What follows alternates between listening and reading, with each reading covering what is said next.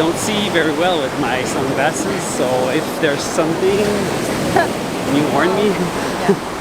We'll put something Birds. to cover it, like birds or crabs.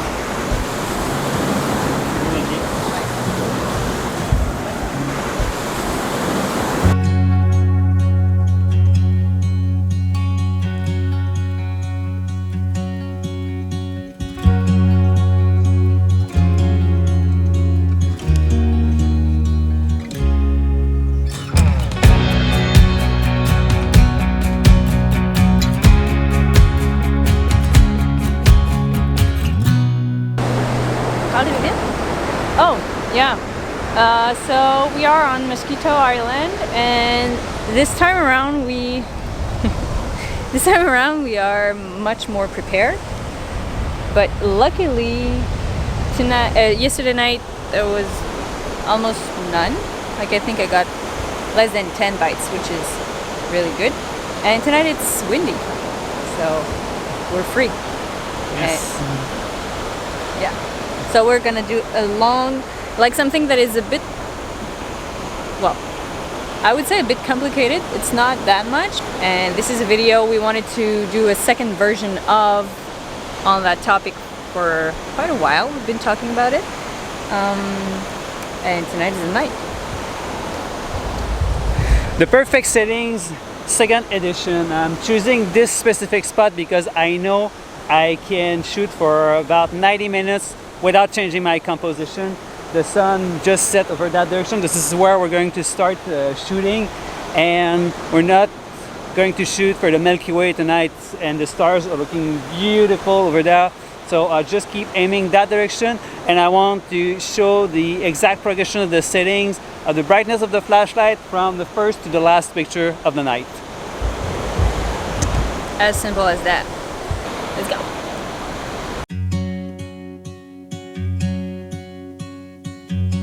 There are no perfect settings, but there is an easy way to master perfect exposure for each of your shots during the blue hour. In order to keep a well-balanced image, we constantly have to crank up the settings of the camera while dimming down the brightness of the flashlight. On that night, the blue hour duration was 56 minutes. A good way to know the exact moment when the blue hour starts and ends is to use PhotoPills and check the beginning of the nautical time and the end of the astronomical time. This is our usual working time. My workflow is to do a test shot from behind the camera to figure out the right settings, then I go behind Kim. I do a couple of shots, I review the images, and I make some adjustments if needed. On a typical blue hour night, I change the settings about 10 times. That night, I started at ISO 100, f13, about 1 second exposure time on bulb mode, and 3000 lumens.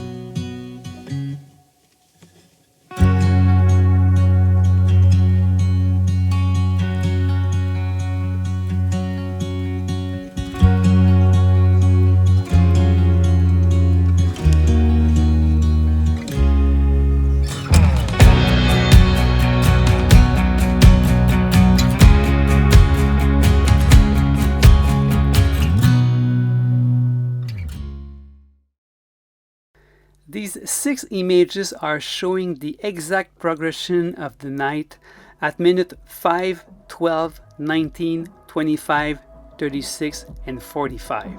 As it got darker, the ISO went from 100 to 1600. The aperture went from f13 to f2.2. The exposure time went from 1.5 seconds to 6 seconds. But the brightness of the flashlight went from 3000 to 150 lumens, and that is the key point. Every time you crank up the settings of the camera, you need to lower down the brightness of the flashlight.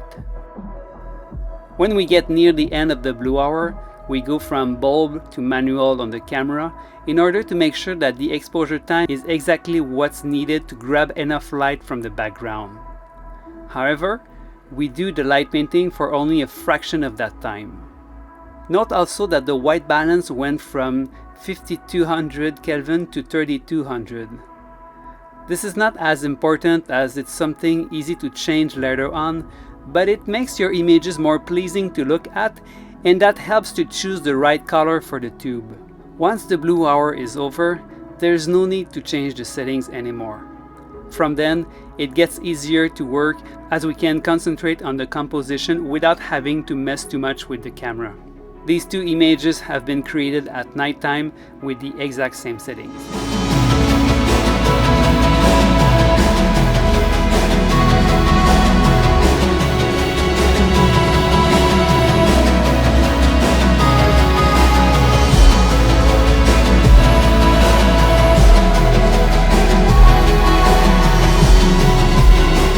These are some good guidelines to understand the basic principles for camera settings while doing tube light painting, but these are not the exact values you need to apply.